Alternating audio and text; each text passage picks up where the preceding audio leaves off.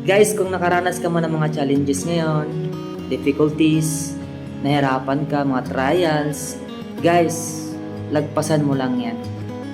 Daanan mo lang, huwag ka mag-stay dyan. Kasi for sure, pag malagpasan mo yan, dulo, ang next niyan, sandamakmak na blessings, results, income, kung ano pa yung hinihiling mo, bibigay at bibigay sa'yo.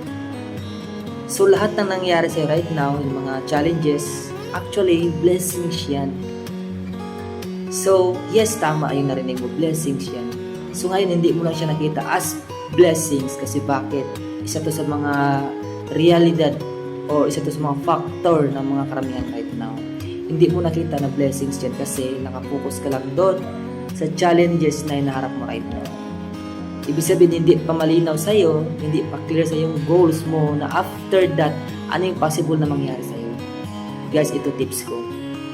Try to look forward. Look forward. Puntahan mo yung future mo. Ano yung buhay, ano yung blessings, ano yung result na nakaabang sa'yo if malagpasan mo yan. Guys, if clear na clear sa'yo yun, if malinaw na malinaw sa'yo yung goals na yun, nakikita mo sa dulo, guys, lahat ng challenges na naranasan right now, makikita mo as blessings.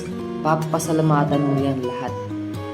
Magiging thankful ka kasi naranasan mo yan. Kasi pag hindi mo naranasan yan, hindi mo makuha yung blessings or result na nakahintay sa'yo.